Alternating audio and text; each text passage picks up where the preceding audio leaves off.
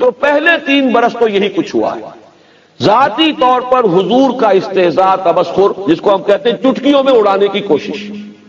لیکن جب انہوں نے یہ دیکھا کہ یہ تو مشت خاک جو ہے، مشت غبار، یہ تو آندھی بن رہی ہے، خاص طور پر جب محسوس کیا کہ ہمارا نوجوان طبقہ محمد صلی اللہ علیہ وسلم کے گرد جمع ہو رہا ہے، گویا کہ یہ آگ جو ہے یہ تو ہمارے بارود خانے تک پہنچ گئی، اور ہمارا غلاموں کا طبقہ جو ہے وہ ان کی طرف آ رہا ہے، ان پر ایمان لا رہا ہے، تو انہیں شدید خطرے کا احساس ہوا، جس کو کہ اقبال نے وہ ابلیس کی مجلس شورا میں کہلوایا ہے کہ نظام کہنا کے پاس بانو یہ معرض انقلاب میں ہے، ہوش میں آؤ، گرڈ اپ یور لائنز، اس لیے کہ یہ آندھی جو ہے تمہارے سارے مفادات کو ختم کر کے اور بہا کر لے جائے گی۔ اس کے بعد سن 490 سے شروع ہوا ہے پرسیکیوشن کا دور، اتنی شدید پرسیکیوشن۔ یہ زیادہ جو ہے حضور صلی اللہ علیہ وسلم پر تو ذاتی طور پر زیادہ فزیکل اسالٹ نہیں ہو سکی، اس لیے کہ بنو ہاشم کا اونچا خاندان تھا، اس کے چشم و چراغ تھے، اور بنی ہاشم کے سردار تھے اب ابو طالب، اور ابو طالب کو انتہائی محبت تھی حضور کے ساتھ، اور ابو طالب جو ہے پروٹیکٹ کر رہے تھے حضور کو صلی اللہ علیہ وسلم۔ اب اگر حضور کے خلاف کوئی اقدام کرتے مکے والے تو اس کا مطلب یہ ہوتا کہ ان فائٹنگ شروع ہو جاتی، قبائلی جنگ آپس میں، بنو ہاشم کی جنگ ہوتی ان سے، جو بھی معاذ اللہ قتل کرتا حضور کو صلی اللہ علیہ وسلم۔ یہ وہ چیز ہے جس کی وجہ سے وہ ٹرائبل سٹرکچر جو تھا اس کے بنا پر حضور کو پروٹیکشن تھی۔ مختلف مواقع پر آخر انسلٹ تو کی گئی ہے۔ ایک مرتبہ حضور نماز پڑھ رہے تھے کھڑے ہوئے بیت اللہ میں، ابو جہل نے اپنی چادر کو بٹ دے کر ایک رسی کی شکل دی اور حضور کے گلے میں پھندا بنا کر ڈالا گردن میں، اور پھر دونوں سرے کھینچے کہ آنکھیں ابل آئی۔ اسی طریقے سے ایک مرتبہ آپ نماز پڑھ رہے تھے تو ابو جہل نے کہا کہ فلاں محلے میں آج اونٹ ذبح ہوا ہے، اس کی اوجڑی پڑی ہوئی ہے، نجاست بھری اوجڑی، کوئی شخص جائے، کوئی ہے جو جائے اور جا کر اس اوجڑی کو لا کر جب محمد سجدے میں جائیں تو ان کے سر پر رکھ دیں۔ عقبہ ابن ابی معیط ایک بہت ہی شقی انسان تھا ابو جہل کے ساتھیوں میں سے، اس نے کہا یہ کام میں کروں گا، گیا اور لا کر جب حضور سجدے میں گئے اوجڑی آپ کی گردن پر رکھ دی۔ یہ سارا کچھ بھی ہوا ہے حضور کے ساتھ۔ ایک مرتبہ حضور کو مارنے کے لیے آگے بڑھے حضرت ابو بکر درمیان میں آ کر اتقتلون رجلا ان یقول ربی اللہ، یہ وہی بات ہے کہ جو حضرت موسیٰ علیہ السلام کے زمانے میں مومن آل فرعون نے کہی تھی، کیا تم ایک شخص کو قتل کرنے کے در پہ ہو حالانکہ اس کا جرم اس کے سوا کچھ نہیں کہ وہ کہتا ہے میرا رب اللہ۔ تو وہ جب حضرت ابو بکر درمیان میں آ گئے تو حضور کو تو چھوڑ دیا لوگوں نے، پھر حضرت ابو بکر کو اتنا مارا ہے کہ یہ سمجھ کر چھوڑا ہے کہ یہ ہلاک ہو چکے۔ بعد میں ان کے قبیلے کے لوگ آئے، اٹھا کر لے گئے، کتی مارداری کی، ہوش میں آئے تو سب سے پہلے یہ پوچھا کہ حضور کا کیا حال ہے صلی اللہ علیہ وسلم۔ اپنی کوئی فکر نہیں تھی ابو بکر کو، فکر اس حالت میں بھی تھی تو محمد الرسول اللہ صلی اللہ علیہ وسلم۔ یہ بات بھی نوٹ کرنے کے قابل ہے کہ ابتدا تو اگرچہ حضور نے بنفس نفیس فرمائی دعوت و تبلیغ کے میدان میں، لیکن جو لوگ آپ پر ایمان لائے ان میں سے ہر شخص اپنی جگہ پر ایک داعی حق بن گیا۔ ان میں نمایاں ترین مقام ہے حضرت ابوبکر صدیق کا۔ آپ پر ایمان لانے کے بعد وہ خود مجسم داعی بن گئے، وہ خود مبلغ بن گئے۔ چنانچہ ہمیں یہ معلوم ہے کہ صحابہ کرام میں جو چوٹی کے 10 صحابہ ہیں جنہیں ہم عشرہ مبشرہ کے نام سے جانتے ہیں، ان میں سے 6 وہ ہیں جو حضرت ابوبکر صدیق رضی اللہ تعالیٰ عنہ کی دعوت و تبلیغ سے ایمان لائے۔ ان میں حضرت عثمان بھی ہیں، ان میں حضرت عبد الرحمن ابن عوف بھی ہیں، ان میں حضرت طلحہ بھی ہیں، حضرت زبیر بھی ہیں، حضرت سعد ابن ابی وقاص بھی ہیں رضی اللہ تعالیٰ عنہ اجمعین۔ سن 1090 تک جب بات پہنچی ہے، سن 1090 ابھی ہجرت نہیں ہوئی، ہجرت سے 3 سال پہلے کی بات ہے، ابو طالب کا بھی انتقال ہوا، حضرت خدیجہ کا بھی انتقال ہوا۔ 2 ہی سہارے دنیا میں تھے۔ دیکھیے اصل سہارا تو حضور کے لیے اللہ کا تھا، اس لیے میں نے کہا دنیا میں۔ گھر میں ایک جانثار بیوی کہ حضور جب باہر سے آتے تھے اور جو بھی تقدر طبیعت پر ہوتا تھا، لوگوں کے کہنے سننے سے، لوگوں کے استہزاء سے، تمسخر سے اس کا اثر لے کر آتے تھے۔ گھر میں ایک بیوی تھی دل جوئی کرنے والی، کچھ نہ کچھ ان احساسات کو بانٹنے والی، وہ بھی نہ رہی۔ اور ابو طالب ایک سہارا بنے ہوئے تھے کہ بنو ہاشم کی سرداری ابو طالب کے پاس ہے۔ ابو طالب اپنے بھتیجے کا ساتھ چھوڑ نہیں رہے، حالانکہ آخری مرحلے پر آ کر ان کی ہمت بھی جواب دے گئی تھی۔ آخری سفارت جو آئی ہے، 2 سفارتیں آئی ابو طالب کے پاس قریش کے سرداروں کی۔ پہلی سفارت تو یہ آئی کہ ابو طالب اپنے بھتیجے سے کہو اسے جو چاہیے ہم اسے پیش کرتے ہیں، دولت چاہیے دولت کے انبار اس کے قدموں میں لگا دیں، اسے سرداری چاہیے ہم اسے اپنا بادشاہ بنا لیتے ہیں، بادشاہ مان لیتے ہیں، اور اگر کہیں اشارہ کر دے کہ وہاں مجھے شادی کرنی ہے، جس خاندان میں جس زیادہ سے زیادہ خوبصورت اور صاحب ثروت دولت عورت سے کہے شادی کر دے۔ لیکن یہ ہمارے معبودوں کو غلط کہنا اور ہمارے دین کو غلط کہنا، اس کو چھوڑ دو۔ حضور صلی اللہ علیہ وسلم نے جواب دیا کہ چچا جان اگر یہ میرے ایک ہاتھ پر سورج رکھ دیں اور ایک پر چاند رکھ دیں تب بھی میں اپنے اس کام سے باز نہیں آ سکتا۔ یہ تو مشن ہے میرا اللہ کی طرف سے، میں اپنے لیے تو نہیں کر رہا۔ اس کے بعد جو آخری سفارت آئی ہے اس میں تو ابو طالب کی ہمت بھی جواب دے گئی، اس لیے کہ انہوں نے صاف چیلنج کر دیا تھا کہ ابو طالب اب ہمارے صبر کا پیمانہ لبریز ہو چکا ہے، اور اب تو یا تو تم ساتھ چھوڑ دو اپنے بھتیجے کا اور یا تم بھی میدان میں آ جاؤ، ہم مقابلہ کریں گے تمہارا۔ اس وقت بلایا ابو طالب نے حضور کو کہ بھتیجے مجھ پر اتنا بوجھ نہ ڈالو جسے میں برداشت نہ کر سکوں۔ جہاں تک میرا مطالعہ ہے یہ مکی دور میں اس وقت حضور کی آنکھوں میں آنسو آئے پہلی مرتبہ۔ آپ نے فرمایا، محسوس کیا کہ یہ ایک دنیاوی سہارا تھا، چچا ساتھ دے رہا تھا، اس کی بھی ہمت جواب دے رہی ہے، لیکن حضور نے فرمایا چچا جان اب یا تو یہ کام پورا ہو کر رہے گا یا میں اپنے آپ کو اسی میں ہلاک کر لوں، اور کوئی راستہ میں نہیں ملے۔ بہرحال ابو طالب کو پھر اللہ نے ہمت دی، وہ پھر ڈٹ گئے، لیکن یہ کہ سن 10 میں آ کر انتقال پا گیا۔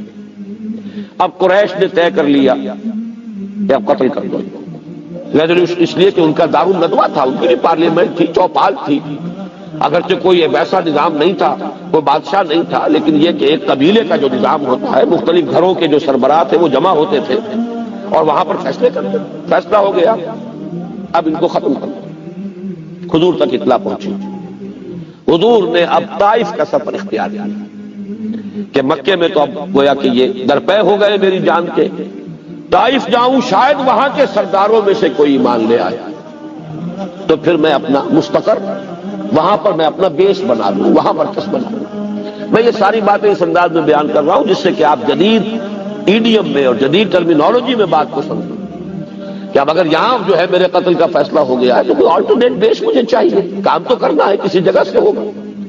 طائف کا سفر آپ نے کیا ہے سخت ترین، اس لیے کہ جو عام راستہ تھا اسے آپ نے چھوڑ دیا کہ اس پر تو قافلوں کی آمد و رفت ہے، جب فیصلہ ہو چکا ہے کہ محمد کو قتل کر دیا جائے تو کوئی بھی اقدام کر بیٹھے گا، اب تو کوئی رکاوٹ تو ہے نہیں۔ تو جو پہاڑی راستہ ہے، اب جو وہ سڑک بنی ہے مکہ، جن لوگوں کو بھی جانے کی سعادت نصیب ہوئی ہے انہیں معلوم ہے مکے سے طائف تک 2 راستے ہیں۔ ایک تو طریق سیل ہے، یہ ہے جہاں سے قافلوں کی آمد و رفت ہوتی تھی، یہ پرانا راستہ ہے، اور ایک پہاڑی راستہ ہے جو کہ اب تو بہرحال بڑے سے بڑے پہاڑی راستے بنا دیے گئے۔ یہاں تو کوئی راستہ نہیں تھا، اس وقت اس پہاڑی راستے سے حضور گئے، اور ساتھ صرف تھے وہ منہ بولے بیٹے جو غلام تھے اور آزاد کر کے منہ بولا بیٹا بنا لیا تھا، زید ابن حارثہ جو اب زید ابن محمد کہلاتے تھے۔ طائف میں جو کچھ ہوا ہے حضور کے ساتھ میں ذرا تفصیل سے اس لیے ذکر کر رہا ہوں کہ اندازہ ہو جائے کہ کیسے کیسے مرحلوں سے محمد رسول اللہ گزرے صلی اللہ علیہ وسلم۔ یہ ایسے ہی کام نہیں ہو گیا، گھر بیٹھے نہیں ہو گیا، بغیر تکلیفیں اٹھائے نہیں ہو گیا۔ حضور کے ساتھ ذاتی طور پر پورے 10 برس میں مکے میں نہیں ہوا جو کچھ کہ ایک دن میں طائف میں ہوا، اس لیے کہ یہ واقعہ خود حضور نے بیان کیا ہے۔ حضرت عائشہ کی روایت ہے، حضرت عائشہ نے پوچھا، کیونکہ حضرت عائشہ کا تو ابھی دور جو ہے بالکل بچپنے کا دور ہوگا، انہیں کیا پتا مکے میں کیا ہو رہا ہے، وہ تو واقف ہے مدنی دور سے، اس لیے کہ غالباً 9 برس کی عمر تھی جبکہ حضور صلی اللہ علیہ وسلم کے حق میں آئی ہیں، تو یہ جو زمانہ ہے ان کے ہوش کا نہیں۔ ان کے ہوش میں تو جو یوم احد تھا وہ سخت ترین تھا، جس میں حضور کے دندان مبارک شہید ہوئے اور حضور پر جو ہے ایک کاری زخم لگا ہے، تو انہوں نے یہ پوچھا کہ یا رسول اللہ آپ پر احد کے دن سے سخت دن بھی کوئی گزرا ہے؟ آپ نے فرمایا ہاں، طائف کا دن مجھ پر سخت ترین تھا، اس لیے کہ احد میں تو بہرحال جانثار موجود تھے، صحابہ ساتھ تھے، لوگوں نے اپنے جسموں کو ڈھال بنایا ہوا تھا، حضور کے تیر آئے تو ہماری پیٹھ پر آئے، حضور صلی اللہ علیہ وسلم کو کچھ نہ پہنچے۔ طائف میں آپ گئے تھے اکیلے، صرف زید بن حارثہ اور کوئی نہیں، بلکہ عجیب بات ہے کہ حضرت ابو بکر بھی اس سفر میں ساتھ نہیں، جو سائے کی طرح ساتھ رہنے والی شخصیت ہے ابو بکر رضی اللہ تعالی عنہ، وہ بھی اس میں ساتھ نہیں ہے۔ ثانی اسلام و غار و بدر و قبر، جو اقبال نے کہا ہے کہ یہ 4 مراحل ایسے، اسلام میں نمبر 2، سب سے پہلے انا اول المسلمین حضور ہے، اور اس کے بعد حضرت ابو بکر، پھر ثانی غار ثور میں حضور کے ساتھ وہی تھے، بدر میں جبکہ رات کے وقت وہ ایک کٹیا بنا دی گئی تھی، وہاں حضور دعا کر رہے تھے، پہرے پر کھڑے تھے ابو بکر، اور قبر میں حضور صلی اللہ علیہ وسلم حجرہ عائشہ میں دفن ہوئے، اور اس کے بعد حضرت ابو بکر پہنچ گئے۔ لیکن یہ کہ اس وقت وہ بھی ساتھ نہیں تھے۔ 3 بڑے بڑے سردار تھے طائف کے، تینوں سے جا کے ملاقات کی، میں اللہ کا رسول ہوں، اگر تم مجھ پر ایمان لے آؤ، میرا ساتھ دو تو میں یہاں منتقل ہو جاؤں۔ تینوں نے ایسا کوڑا جواب دیا ہے، اور ایسے جیسے تیر کے مانند کلیجوں کو چھلنی کر دینے والا۔ ایک شخص نے کہا چلے جاؤ فوراً، میں تم سے بات بھی نہیں کرنا چاہتا، اس لیے کہ 2 ہی امکان ہے، یا تم جھوٹے ہو یا سچے ہو۔ اگر جھوٹے ہو تو میں جھوٹے کو منہ نہیں لگانا چاہتا، اور سچے ہو تو پتہ نہیں میں کوئی تمہارے شان میں گستاخی کر بیٹھوں تو مارا جاؤں گا، اس لیے چلے جاؤ۔ یہ استہزاء کا انداز ہے، تمسخر کا انداز ہے۔ ایک نے کہا تمہارے سوا اللہ کو کوئی اور نہیں ملتا تھا نبی بنانے کے لیے؟ یہ مکے اور طائف کے بڑے بڑے سردار تھے، اگر بنانا تھا نبی کسی کو تو بڑے بڑے چودھری، بڑے سردار، سرمایہ دار، ان میں سے کسی کو لے۔ تو تینوں نے ایسے جواب دیے ہیں، مایوس ہو کر حضور چلنے لگے واپس۔ آپ اندازہ کیجئے اس وقت مکے میں جا نہیں سکتے، مکے میں قتل کا فیصلہ ہو چکا، امیدیں لے کر آئے طائف میں یہ ہوا۔ کس کیفیت کے ساتھ، کس بوجھل دل کے ساتھ حضور واپس ہو رہے ہوں۔ اس وقت ان لوگوں نے کچھ گنڈوں کو، اور کچھ ان کو سٹریٹ ارچنز آپ کہتے ہیں، محلے میں گلیوں کے اندر جو آوارہ بچے ہوتے ہیں، ان سے کہا ذرا ان کی خبر لو، اور اب پتھر شروع، پتھراؤ ہو رہا ہے۔ حضرت زید بن حارثہ رضی اللہ تعالی عنہ ادھر سے آتے ہیں بچانے کے لیے کہ مجھ پر پتھر آئے، حضور پر نہ آئے، تو دوسری طرف سے آ رہا ہے۔ ایک آدمی تو ایک طرف سے کور کر سکتا ہے ایک وقت میں، چاروں طرف سے تو کور نہیں کر سکتا، لہذا پتھر آ رہے ہیں، اور تاک تاک کر ٹخنے کی ہڈی کا نشانہ بنا کر مار رہے ہیں۔ اس سے یہ کہ پائے مبارک لہو لہان ہو گئے، کافی خون بہ گیا، آپ پر کچھ تھوڑی سی ذوف کی کیفیت طاری ہوئی، بیٹھ گئے آرام لینے کے لیے، تو 2 گنڈے آئے، ایک نے اس بغل میں ہاتھ ڈالا، ایک نے اس بغل میں ہاتھ ڈالا، چلو اٹھو جاؤ۔ یہ معاملہ طائف کی گلیاں اور اللہ کے رسول حبیب و رب العالمین سید الاولین والآخرین، لیکن عالم واقعہ میں نقشہ کیا۔ وہاں سے باہر نکل کر آئے ہیں، وہاں پھر آپ کی زبان پر ایک دعا آئی ہے، کلیجے کو چیر دینے والی دعا ہے، اللہم الیک اشکو ضعف قوتی وقلت حیلتی وہوانی علی الناس۔ اے اللہ تیری ہی جناب میں فریاد لے کر آیا ہوں اپنی قوت کی کمی کا، اپنے وسائل کی کمی کا، اور یہ جو رسوائی ہو رہی ہے لوگوں کے سامنے، کہاں جاؤں، کس سے فریاد کروں، کس سے کہوں؟ الی من تکلنی الی بعید یتجہمنی اور الی عدو ملکت امری۔ کیا کس کے حوالے مجھے کر دیا ہے؟ یہ لوگ جو مجھ پر ہجوم کر رہے ہیں، حملہ کر رہے ہیں، کیا میرا معاملہ ان کے حوالے کر دیا ہے کہ جو چاہے کریں؟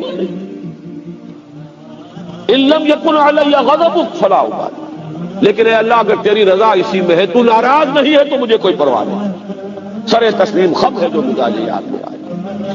یہ کیفیت ہے اس وقت حضور صلی اللہ علیہ وسلم۔ اس کا پھر فوری طور پر جو نتیجہ نکلا، ملک الجبال حاضر ہوتا ہے، وہ فرشتہ جو پہاڑوں پر معمور ہے، اور عرض کرتا ہے کہ اللہ نے مجھے بھیجا ہے اس حکم کے ساتھ، اگر آپ فرمائیں تو میں ان پہاڑوں کو آپس میں ٹکرا دوں جن کے درمیان وادی میں یہ طائف کا شہر آباد ہے، اور یہ کس کا سرما ہوا؟ فرمایا نہیں، میں اس لیے نہیں بھیجا گیا، کیا عجب کہ ان کی آئندہ نسلوں کو اللہ تعالیٰ توفیق عطا فرما دے۔ بہرحال، اور یہ بھی نوٹ کر لیجئے کہ محمد ابن قاسم ثقفی رحمت اللہ علیہ جو بر عظیم پاک و ہند میں اسلام کا جھنڈا لے کر گئے، وہ ثقفی تھے، اسی قبیلہ ثقیف کے وہ فرزند تھے جو طائف میں آباد تھا۔ تو حضور نے فرمایا نہیں، عذاب کے لیے نہیں۔ بہرحال جب مکے میں آئے ہیں واپس، نوٹ کیجئے یہ چیزیں بہت کم شاید آپ کی توجہ ہوئی ہو، واپس آ کر مکے میں داخل نہیں ہو سکتے تھے، لہذا ایک مشرک کو، کافر کو پیغام بھیجا، مطعم بن عدی، اگر تم مجھے اپنی ذاتی امان میں لے لو، بڑا سردار تھا، تو میں مکی میں آ جاؤں۔ اس نے کہلوا دیا ٹھیک ہے، یہ عربوں کی شرافت تھی، ان کا ایک مزاج ہے، دشمن بھی امان مانگ لے اگر، تو پھر یہ وہ مروت کے خلاف سمجھتے تھے کہ اسے امان نہ دی جائے۔ امان مانگی حضور نے، انہوں نے کہا آ جائیے، فرمایا نہیں یوں نہیں، خود آؤ لے کر جاؤ۔ وہ شخص اپنے 7 بیٹوں کو ہتھیار لگا کر سجا کر باہر آیا ہے مکے سے اور حضور کو لے کر گیا ہے، اعلان کرتے ہوئے کہ محمد میری امان میں ہے، محمد کو میں نے امان دے دی ہے صلی اللہ علیہ وسلم۔ یہی وجہ ہے مطعم بن عدی دنیا سے چلے گئے بغیر اسلام لائے، جیسے ابو طالب دنیا سے چلے گئے بغیر کلمہ شہادت زبان سے ادا کیے، لیکن احسان ابو طالب کا بھی ہماری گردنوں پر ہے۔ 10 برس تک وہی سہارا بنے ہیں، انہوں نے ہی پروٹیکشن دی ہے۔ وہ خاندانی اگر یہ سہارا موجود نہ رہتا تو شاید اس سے بہت پہلے اقدام ہو جاتا۔ اسی طرح مطعم بن عدی کا بھی یہ احسان ہے، اس نے امان دی محمد رسول اللہ صلی اللہ علیہ وسلم کو، اور مکے میں اگر آپ رہے اس کے بعد 3 برس تقریباً اس کی امان میں رہے، اس کی پروٹیکشن تھی۔ پھر جب وہ فوت ہو گیا بغیر ایمان لائے، غزوہ بدر میں جب 70 قیدی تھے مکے والوں کے حضور کے پاس، حضور نے فرمایا تھا اگر آج مطعم بن عدی زندہ ہوتا اور اگر وہ سفارش کرتا میں ان 70 کے 70 کے قیدیوں کو چھوڑ دیتا اور کوئی بھی اس کا فدیہ نہ دیتا۔ اتنا بڑا احسان مانا ہے محمد رسول اللہ صلی اللہ علیہ وسلم۔ بہرحال یہ مکی دور کا یہ تذکرہ یوں سمجھیے کہ اس پر ختم ہو رہا ہے کہ 4 ادوار ہیں ریولوشنری پروسیس کے جو ان 12 سالوں میں پورے ہو گئے۔ دعوت، توحید کی دعوت، تنظیم، رسالت کی بنیاد پر تنظیم، ابھی وہ بیعت والا مرحلہ نہیں آیا ہے، تربیت جس میں سب سے اہم حصہ ہے آخرت کا یقین، پیسو ریزسٹنس، مار کھاؤ ہاتھ مت اٹھاؤ، صبر کرو صبر محض، اسمروا یا آل یاسر فإن موعدکم الجنہ۔ بیعت عقبہ ثانیہ ہوتی ہے جو تمہید ہے ہجرت کی، اس وقت جو تقاریر ہوئی ہیں، حضرت عباس تک ایمان نہیں لائے تھے، حضور کے چچا رضی اللہ تعالی عنہ، انہوں نے انصار مدینہ سے مخاطب ہو کر کہا کہ لوگوں اس بات کو جان لو محمد ہمیں بہت عزیز ہے، ہمارے انتہائی محترم ہے، ہماری آنکھوں کا تارا ہے، اب تک ہم نے ان کی پوری حفاظت کی کیونکہ بنی ہاشم نے نبی اکرم صلی اللہ علیہ وسلم کی حمایت جاری رکھی تھی۔ اب اگر تم انہیں اپنے ہاں لے کر جانا چاہتے ہو تو جان لو کہ تمہیں ان کی حفاظت کرنی ہوگی اپنے اہل و عیال سے بڑھ کر، اور اگر اس کی ہمت نہیں پاتے تو ابھی جواب دو۔ لیکن انصار مدینہ یہ وعدہ کرتے ہیں کہ ہم اپنا تن من دھن نچھاور کرنے کے لیے آمادہ ہیں، اگر حضور ہمارے ساتھ مدینے تشریف لے جائیں تو ہم ان کی اسی طرح حفاظت کریں گے جیسے کہ اپنے اہل و عیال کی کرتے ہیں۔ اس وقت وہی حضرت سعد بن زرارہ کھڑے ہوتے ہیں رضی اللہ تعالی عنہ، اور وہ بھی انصار مدینہ کو متنبہ کرتے ہیں کہ لوگوں اچھی طرح سمجھ لو ایک بہت بڑی ذمہ داری قبول کر رہے ہیں، محمد کو دعوت دینا اور ساتھ لے کر جانا سرخ و سیاہ آندھیوں کو دعوت دینے کے مترادف ہے۔ معلوم ہوا کہ جو کچھ ہوا وہ اندھیرے میں نہیں ہوا، پوری طرح سمجھ کر ہوا، پوری حقیقت کو جاننے کے ساتھ ہوا۔ جو ذمہ داری انصار مدینہ نے سنبھالی اور اٹھائی اس کو پورے طور پر سمجھ کر اس کے نتائج اور عواقب پر نگاہ رکھ کر اٹھایا۔ بہرحال یہ سن 12 نبوی میں جو بیعت عقبہ ثانیہ ہوئی یہ تمہید بن گئی ہجرت کی۔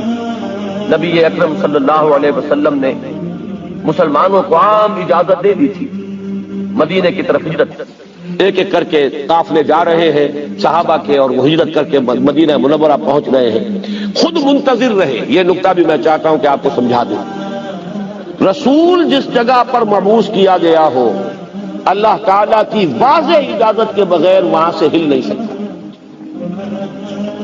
یہی بس کچھ جلدی کا معاملہ کیا تھا حضرت یونس علیہ السلام نے، اپنی قوم کو اللہ تعالیٰ کی طرف سے اجازت آئے بغیر چھوڑ کر چلے گئے، تو اس پر آپ کو معلوم ہے پھر مچھلی کے پیٹ میں رہے اور وہاں پھر انہوں نے وہ استغفار کیا لا الہ الا انت سبحانک انی کنت من الظالمین، پھر وہ مچھلی نے انہیں اگلا ہے ساحل پر، وہ سارا معاملہ اسی وجہ سے۔ حضور منتظر رہے، اور اس کا بھی ایک واقعہ آپ کو سنا دیتا ہوں، اس سے آپ کو سیرت کا ایک اور پہلو سامنے آئے گا۔ حضرت ابو بکر نے اپنے طور پر بغیر حضور کو بتائے 2 اونٹنیاں اس کے لیے تیار کی، خوب کھلا پلا کے فرما کر لیا کہ جب ہمیں جانا ہوگا تو ظاہر بات ہے تعاقب ہوگا، تکڑی اونٹنیاں ہوگی، جاندار ہوگی، تیزی کے ساتھ ہم جا سکیں گے۔ اور حضور سے پوچھتے رہتے تھے حضور اجازت آئی، حضور اجازت آئی؟ آپ فرماتے تھے نہیں ابھی اجازت نہیں آئی۔ حضرت عائشہ فرماتی ہیں بہت چھوٹی عمر تھی اس وقت کہ ایک روز ہم نے دیکھا دوپہر کے وقت حضور چلے آ رہے ہیں اپنے چہرے کو ڈھانپے ہوئے، ہم حیران ہوئے۔ یہ دوپہر کے وقت عرب میں کہیں جانا، کسی کو وزٹ کرنا، یہ اس وقت ہی سے بہت ہی یعنی غیر معمولی اور معیوب بات سمجھی جاتی ہے۔ قیلولہ جو ہے وہ عرب کے مزاج میں ہمیشہ سے ہے۔ بہرحال بہت ہی غیر معمولی بات تھی۔ حضور تشریف لائے، آپ نے فرمایا اجازت آ گئی ہے۔ حضرت ابوبکر خوش ہوئے، اور جیسے کہ کوئی شخص جو کسی نے کوئی محنت کی ہو، پھر وہ اپنے اس محنت کے اوپر اسے کوئی خوشی ہوتی ہے کہ میں نے اس وقت کے لیے تیاری کی ہوئی ہے، میں بتاؤں گا حضور کو کہ میں نے 2 اونٹنیاں تیار کی ہوئی۔ حضرت ابوبکر نے فرمایا کہ حضور میں نے 2 اونٹنیاں تیار کی ہوئی۔ حضور نے توقف فرمایا اور پھر یہ فرمایا اچھا 1 اونٹنی میں استعمال کروں گا لیکن میں اس کی قیمت ادا کروں گا۔ حضرت عمر رو پڑے، انہوں نے عرض کیا کہ یا رسول اللہ کیا یہ جسم اور جان اور یہ مال آپ کے سوا کسی اور کے لیے؟ آپ میرے ساتھ بھی یہ مغایرت برتتے ہیں؟ لیکن یہ غیرت ہے محمد الرسول اللہ صلی اللہ علیہ وسلم کی، اور نبی اکرم صلی اللہ علیہ وسلم اپنے اسی انتہائی گہرے دوست جو یار غار اور رفیق راہ ہے ابو بکر صدیق رضی اللہ تعالی عنہ، ان کی معیت میں مکے سے ہجرت فرما کر مدینے کی طرف روانہ ہوتے ہیں۔ زبان مبارک پر وہ دعا ہے جو سورہ بنی اسرائیل میں گویا کہ اسی ہجرت کی تمہید کے طور پر آپ کو تلقین فرما دی گئی تھی۔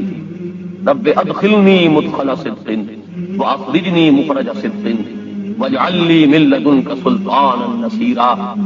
پروردگار مجھے جہاں داخل فرما رہا ہے وہ صدق اور صداقت اور راستی کا داخلہ ہو، اور جہاں سے تو مجھے نکال رہا ہے وہاں سے میرا یہ نکلنا بھی راست بازی اور صدق پر مبنی تھی۔ اور اے رب مجھے اپنے خاص خزانہ فضل سے وہ غلبہ اور قوت اور اقتدار عطا فرما جو اس مشن میں میرا ممد اور معاون ہو جو تو نے میرے حوالے کیا ہے۔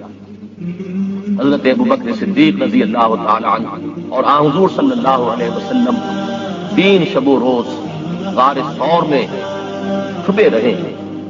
اس وقت وہ مرحلہ بھی آیا ہے کہ کھوجی بالکل اس کے دہانے تک پہنچ گئے، اور حضرت ابوبکر صدیق اپنے لیے نہیں نبی اکرم صلی اللہ علیہ وسلم کی طرف سے اندیشہ ناک ہو کر گھبرائے ہوئے یہ فرماتے ہیں، عرض کرتے ہیں کہ حضور اگر ان میں سے کسی نے غیر ارادی طور پر اپنے قدموں کی طرف بھی نگاہ ڈال لی تو ہم دیکھ لیے جائیں گے، ہم پکڑے جائیں گے، لیکن وہ صبر، وہ ہے صبر و ثبات و استقامت، اور جس کو کہ اللہ کی ذات پر یقین کامل حاصل تھا، معیت خداوندی جس کی قوت کا اصل راز تھی، وہ فرماتا ہے لا تحزن ان اللہ معنا، نہیں گھبراؤ، نہیں کسی رنج اور غم کا کوئی موقع نہیں ہے، اللہ ہمارے ساتھ ہے، وہ ہمارا رفیق، ہمارا مددگار ہے۔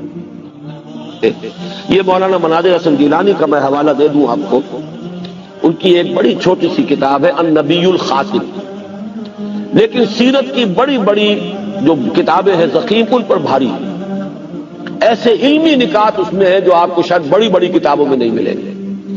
انہوں نے یہ نقطہ بیان کیا ہے کہ یوم طائف جو ہے یہ ٹرننگ پوائنٹ ہے حضور کی حیات طیبہ میں۔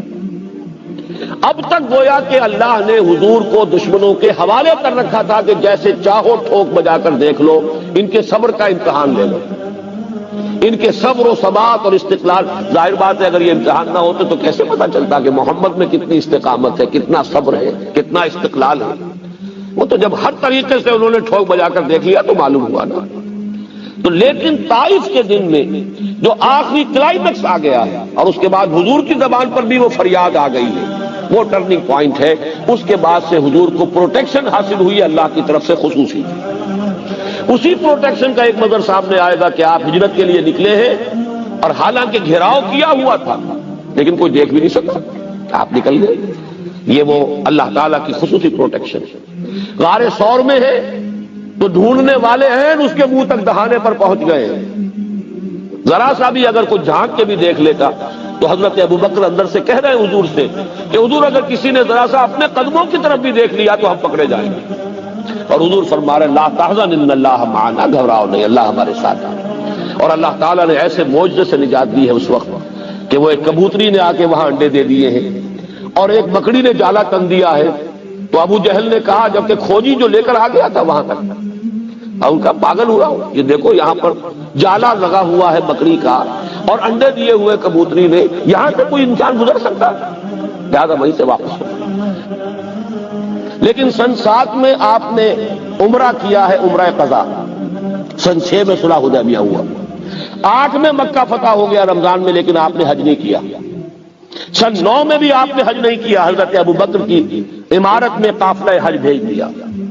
اور ہم یہ سمجھتے ہیں کہ بس ہر سال حج کرنا ہی سب سے بڑی عبادت ہے، دین کو قائم کرنے کی جد و جہد ہے نہیں، لگے ہوئے دنیا ہی کمانے میں، حلال سے حرام سے، بس ہر سال حج کر لیا تو گویا کہ ساری حرام خوری جو ہے وہ پاک ہو جائے گی اس ذریعے سے۔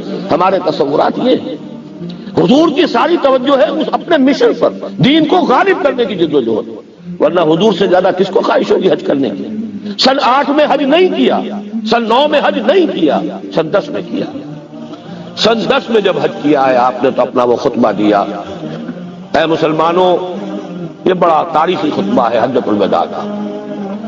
بنیادی جو امور تھے اپنی دعوت کے وہ پھر اثر نو واضح کیے۔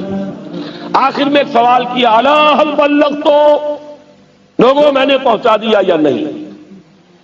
اور یہ حیرت انگیز واقعہ ہے کہ حضور کے ایک سوال کے جواب میں صحابہ نے 3 باتیں کہی۔ انا نشهد انک قد بلغت وادیت ونصحت، بلکہ ایک روایت میں 4 ہے، انک ادیت الامانۃ وبلغت الرسالۃ ونصحت الامۃ وکشفت الغمۃ۔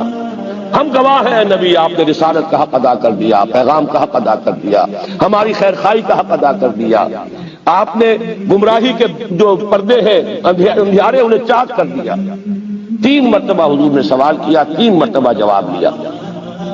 پھر آپ نے نگاہ اٹھائی آسمان کی طرف، انگشت شہادت سے اشارہ کیا 3 مرتبہ، پہلے آسمان کی طرف اشارہ، پھر لوگوں کی طرف۔ 1.25 لاکھ کا مجمع تھا۔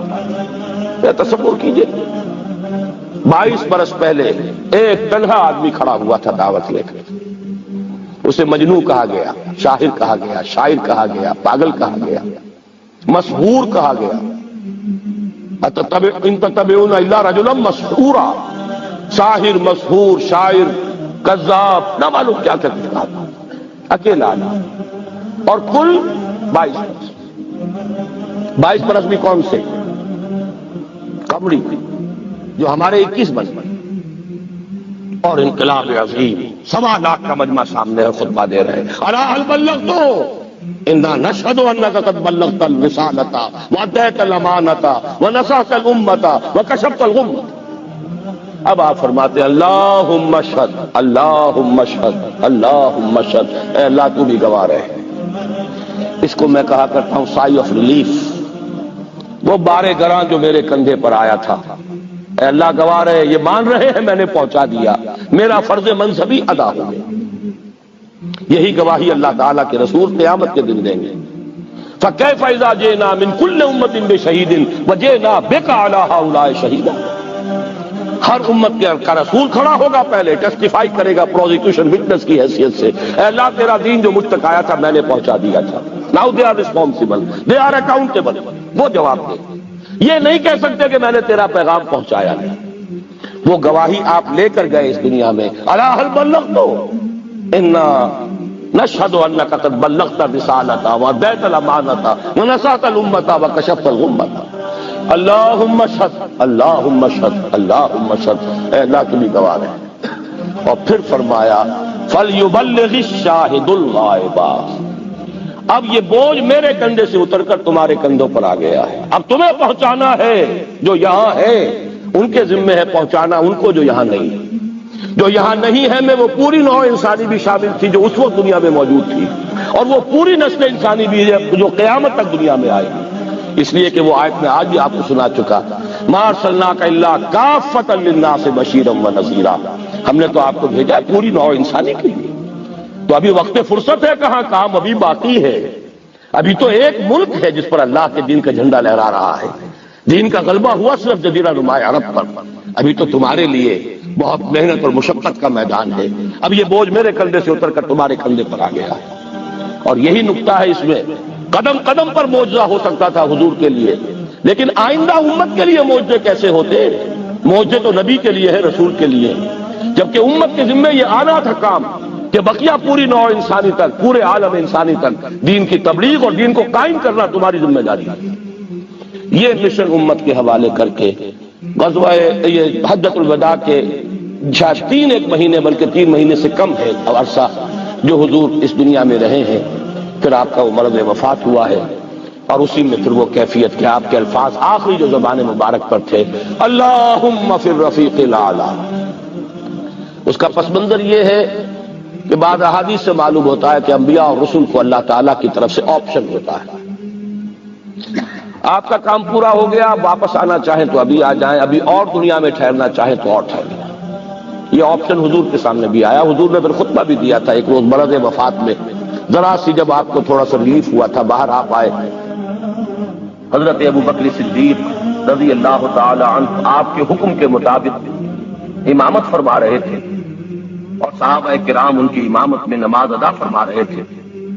حضور تشریف لائے، حضرت ابو بکر نے پیچھے ہٹنا چاہا، لیکن حضور نے اشارے سے انہیں حکم دیا کہ نماز جاری رکھو، اور حضرت ابو بکر کے پہلو میں بیٹھ کر نماز ادا فرمائی۔ اس کے بعد آپ نے خطبہ ارشاد فرمایا، اللہ نے اپنے ایک بندے کو یہ اختیار دیا کہ وہ چاہے تو دنیا کی نعمتیں قبول کر لے، اور چاہے تو جو کچھ اس کے پاس ہے یعنی عالم اخروی کی نعمتیں انہیں اختیار کر لے، تو بندے نے جو کچھ رب کے پاس ہے اسے قبول کر لیا۔ حضرت ابو بکر صدیق یہ سن کر رو پڑے، اس لیے کہ انہیں اندازہ ہو گیا کہ در حقیقت نبی اکرم صلی اللہ علیہ وسلم یہ خود اپنی بات بیان فرما رہے ہیں، اور آپ نے ہم سے جدائی اور رفیق اعلیٰ کی طرف مراجعت کا فیصلہ کر لیا ہے۔ نبی اکرم صلی اللہ علیہ وسلم کا وصال یقیناً امت مسلمہ کے لیے، صحابہ کرام کی جماعت کے لیے ایک انتہائی رنج و غم اور اندوہ اور صدمے کی بات تھی۔ وما محمد الا رسول، اسی میں ایک دفعہ یہ بھی ہو گیا تھا کہ کچھ لوگوں نے یہ کہا کہ جب محمد کا انتقال ہو گیا تو اب کس لیے جنگ کرنی، حضرت عمر بھی ہیں ان میں سے۔ جب خبر یہ اڑ گئی کہ حضور فوت ہو گئے، انہوں نے تلوار پھیر دی، بیٹھ گئے، اب کس کے لیے جنگ کرنی؟ تو اس میں کہا گیا کہ یہ تو تمہارا غلط ہو گیا ہے، گرفت ہو رہی ہے، ہر ایک کے اوپر گرفت ہوگی، پہلی گرفت محمد پر ہو گئی صلی اللہ علیہ وسلم، ایسا لگا من الامر شیء۔ تو حضرت عمر بغیر حضور کے مقابلے میں تو کوئی حیثیت نہیں، ان پر بھی گرفت ہو رہی ہے۔ وما محمد الا رسول، اور محمد کچھ نہیں ہے اس کے سوا کہ وہ اللہ کے رسول ہیں، وہ معبود تو نہیں ہے۔ تم ان کے لیے تو جہاد نہیں کر رہے، تم جہاد اللہ کے لیے کر رہے۔ دین کا غلبہ جو ہے وہ اللہ کے دین کا غلبہ ہے، محمد کی حیثیت کیا ہے، وہ تو اللہ کے رسول ہے۔ وما محمد الا رسول قد خلت من قبلہ الرسل، اور ان سے پہلے بہت سے رسول گزر چکے۔ افئن مات، تو اگر وہ ان کا انتقال ہو جائے، او قتلا، یا بالفرض وہ قتل ہو جائیں، انقلبتم علی اعقابکم، تو کیا تم اپنی ایڑیوں کے بل لوٹ جاؤ گے؟ یہی تمہارے دین اور ایمان کی حقیقت ہے۔ ومن ينقلب على عقبيه فلن يضر الله شيئا، اور جو کوئی بھی اپنی ایڑیوں کے بل لوٹ جائے گا وہ اللہ کو کوئی نقصان نہیں پہنچائے گا۔ وسيجزي الله الشاكرين، ہاں اللہ بدلہ دے گا شکر کرنے والے۔ حضرت عمر چونکہ جذباتی انسان تھے، اس میں کوئی شک نہیں، تقریباً یہی کیفیت حضور کے انتقال پر پھر ہو گئی تھی، تلوار کھینچ کر بیٹھ گئے تھے، جو کہے گا محمد کا انتقال ہو گیا سر اڑا دوں گا۔ وہ تو پھر حضرت ابو بکر آئے، وہ یار غار، ثانی اسلام و غار و بدر و قبر، وہ آئے ہیں، ان کے لیے کیونکہ رکاوٹ نہیں تھی، حضرت عمر تو اندر جا نہیں سکتے تھے، حضرت عائشہ کا حجرہ تھا، اب حضرت عائشہ بیٹی ہیں حضرت ابو بکر کی، وہ سیدھے گئے حجرے میں، جا کر چہرے مبارک پر چادر تھی ہٹائی اور آپ کی پیشانی کو بوسہ دیا اور کہا کہ اب دوبارہ موت آپ پر وارد نہیں ہوگی، اب تو حیات جاویدانی آپ کو حاصل ہو چکی۔ پھر باہر آ کر یہی آیت پڑھی، وما محمد الا رسول قد خلت من قبلہ الرسل افئن مات او قتل انقلبتم علی اعقابکم۔ حضرت عمر کہتے ہیں مجھے محسوس ہوا جیسے یہ آیت ابھی نازل ہوئی ہے، اتنا اثر ہوا۔ یہ عظیمت تھی حضرت ابو بکر کی، بہت بلند مقام حضرت ابو بکر۔ وما كان لنفس ان تموت الا باذن اللہ، اور کسی جان کے لیے یہ ممکن ہی نہیں ہے کہ وہ مر سکے، اس پر موت وارد ہو مگر اللہ کے حکم سے۔ کتابا مؤجلا، وہ تو لکھی ہوئی شے ہے اجل معین کے ساتھ، ہر ایک کا وقت ہے۔ Death is the best guard, آپ کا باڈی گارڈ جو ہے سب سے بہترین وہ موت ہے. موت کا وقت جب ہے تبھی آئے گی، اس سے پہلے کوئی آپ کے لیے موت لا نہیں سکتا. لہذا سب سے بڑی حفاظت انسان کے لیے خود اس کی موت ہے. وما كان النفس تموت الا باذن الله كتابا مؤجلا ومن يريد ثواب الدنيا نؤته منها. جو کوئی دنیا کا اجر و ثواب چاہتا ہے ہم اسے دیتے ہیں. یہ سورہ بقرہ میں بھی ہم پڑھ چکے تھے حج کے ذکر میں. ومن يريد ثواب الآخرة نؤته منها. اور جو واقعتاً آخرت کا ثواب چاہتا ہے، بدلہ چاہتا ہے، جزا چاہتا ہے اپنے اعمال کی، ہم اس میں سے اس کو دیں گے. وسنجزی الشاکرین، اور شکر کرنے والوں کا کو ہم جزا دیں گے. لیکن ظاہر ہے کہ نبی اکرم صلی اللہ علیہ وسلم جو مشن امت کے حوالے کر کے گئے تھے اس کی تکمیل نہایت اہمیت کی حامل تھی. چنانچہ ہم یہ دیکھتے ہیں کہ آن حضور نے جو نظم جماعت قائم فرمایا تھا اس کا ظہور ہوتا ہے کہ وہ کتنا پختہ نظم جماعت تھا کہ فوراً ہی مشوروں کے تمام مراحل طے پا گئے. اور نبی اکرم صلی اللہ علیہ وسلم نے جنہیں نماز کی امامت کے لیے آگے بڑھایا تھا اور جنہوں نے 17 نمازیں حضور کی حیات دنیاوی کے دوران مسلمانوں کو امام بن کر پڑھائی تھی، انہی کی خلافت پر امت کا اجماع ہو گیا. حضرت ابوبکر بلا شبہ صدیق اکبر رضی اللہ تعالی عنہ. اور یہ جان لینا چاہیے کہ مقام صدیقیت مقام نبوت سے بہت قرب رکھتا ہے. بلکہ شیخ احمد سرہندی رحمت اللہ علیہ المعروف بہ مجدد الفسانی رحمت اللہ علیہ، ان کا قول تو یہ ہے کہ حقیقت صدیقی ذل حقیقت محمدیت، مقام صدیقی در حقیقت مقام نبوت کا ذل اور سایہ ہے. چنانچہ ہم یہ دیکھتے ہیں کہ حضرت ابوبکر صدیق رضی اللہ تعالی عنہ کی کل 2.5 سالہ خلافت کے دوران نبی اکرم صلی اللہ علیہ وسلم جزیرہ نما عرب میں جس انقلاب کی تکمیل فرما گئے تھے اس کے اثر نو استحکام کا عمل بتمام و کمال پورا ہوا. تاریخ عالم میں جتنے انقلابات آئے ہیں ان سب میں آپ کو ایک بات قدر مشترک کے طور پر ملے گی کہ انقلاب جب اپنے آخری مراحل میں ہوتا ہے اس وقت انقلاب دشمن طاقتیں دونوں خطروں میں دبک جایا کرتی ہیں، منتظر رہتی ہیں کہ پھر جب بھی موقع ہو وہ سر اٹھائیں اور انقلاب پر حملہ آور ہو اور اسے ناکام کرنے کی کوشش کریں. چنانچہ یہی عمل ہے جو نبی اکرم صلی اللہ علیہ وسلم کے انتقال کے فوراً بعد ہمیں جزیرہ نما عرب میں ہر چہار طرف نظر آتا ہے. بالکل ایسے سما بن گیا کہ جیسے فرمایا گیا تھا کہ وَرَأَيْتَ النَّاسَ يَدْخُلُونَ فِي دِينِ اللَّهِ أَفْوَاجًا. آپ نے دیکھ لیا کہ لوگ داخل ہو رہے ہیں اللہ کے دین میں فوج در فوج. حضور کے انتقال کے بعد عارضی طور پر منظر یہ سامنے آیا کہ جیسے یخرجون من دین اللہ افواجا کا معاملہ ہو گیا. لوگ فوج در فوج اللہ کے دین سے نکلنے لگے. ایک جانب نبوت کاذبہ کے دعوے دار جھوٹے مدعیان نبوت کھڑے ہو گئے اور ان کی دعوت پر بھی لاکھوں کی تعداد میں لوگوں نے لبیک کہا. دوسری طرف ایک کثیر تعداد میں لوگ زکوٰۃ کا انکار کر کے کھڑے ہو گئے. ہم توحید کی گواہی دیں گے، رسالت کی گواہی دیں گے، نماز بھی قائم کریں گے لیکن زکوٰۃ ادا نہیں کریں گے. یہ 2 چیلنج تھے نظام خلافت. اس کے اس پس منظر کو ذہن میں رکھیے. عرب میں کبھی کوئی مرکزی حکومت تھی ہی نہیں، لہذا وہ لوگ عادی نہیں تھے. اگر کوئی حکومت پہلے ہوتی تو کوئی ٹیکس ہوتے، پہلے کوئی عادی ہوتے ہو تو وہاں پر تو کوئی نظام تھا ہی نہیں. انہیں زکوٰۃ بہت بھاری لگ رہی تھی. ہم سے یہ لیا جا رہا ہے، ہماری آمدنی کا ایک حصہ، یہ بہت انہیں کھل رہا تھا، شاخ گزر رہا تھا. اسی طریقے سے عرب کی صورت یہ تھی کہ پورا ملک تقسیم تھا، قبائلی، اور ہر قبیلے کا سردار گویا کہ اپنے علاقے کا وہ بے تاج بادشاہ تھا. جیسے آپ کو معلوم ہے افغانستان میں طالبان کے آنے سے پہلے وار لارڈز مختلف علاقوں کے اندر انہوں نے پھاٹک لگا لیے، اپنے علاقے بنا لیے، ہر ایک اپنی جگہ پر میں خود یہاں کا مالک ہوں، مختار ہوں.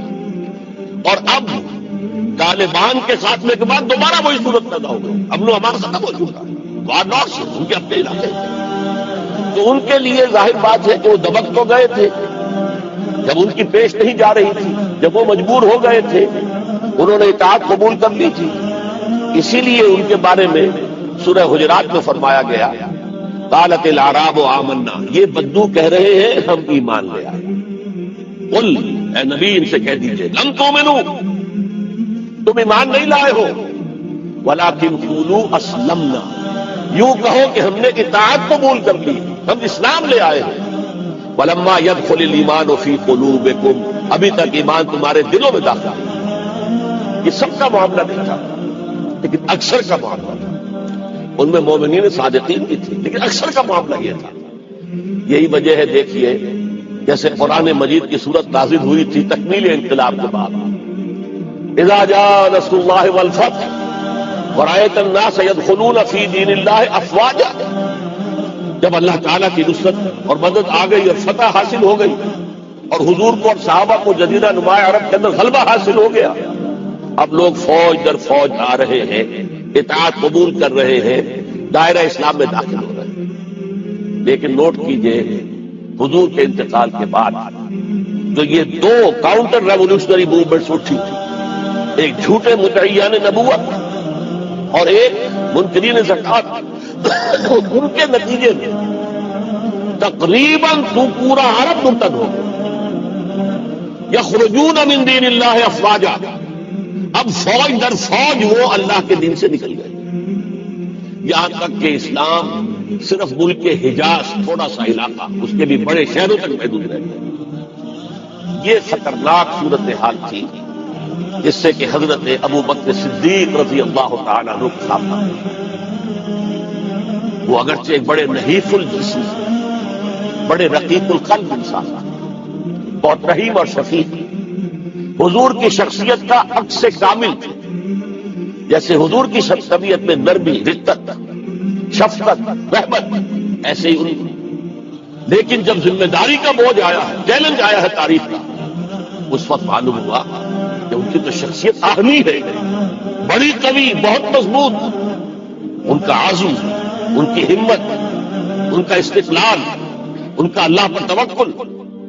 اس موقع پر میں آپ کو بتاتا ہوں بہت سے لوگوں نے مشورہ دیا تھا کہ مصلحت کا تقاضا ہے کہ کئی محاذ نہ کھولیے بیک وقت، مسلمانوں کے دل پہلے ہی زخمی حضور کے انتقال کی وجہ سے۔ پھر حضور نے ایک جیش اسامہ تیار کیا تھا، ہم نے چاہا تھا کہ آپ اسے روک دیں، آپ نے کہا نہیں، جو لشکر حضور نے تیار کیا ابو بکر اسے نہیں روکے گا، وہ گیا۔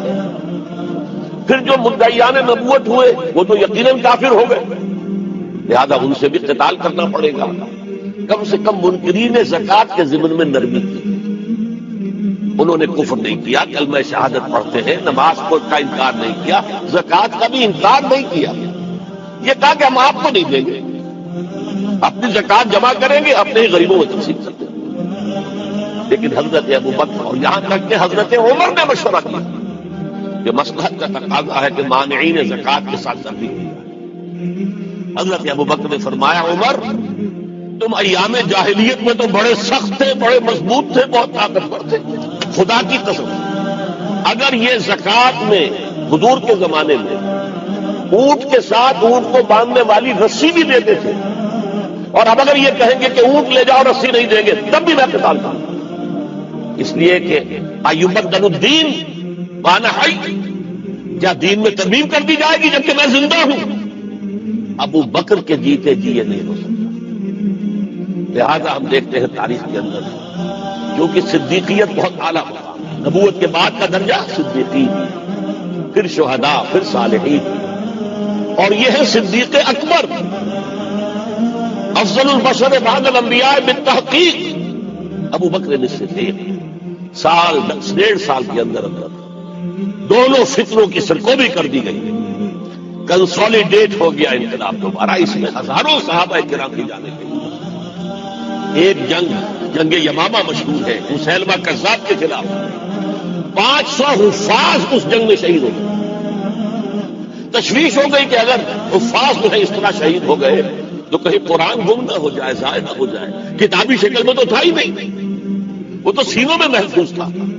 اس لیے تجویز پیش کی گئی کہ اب اسے کتابی شکل میں، جیسے کتاب 2 جلد کے گدوں کے مابین ہوتی ہے، مابین دفتین مرتب کرتے ہیں، تب یہ کام کیا گیا.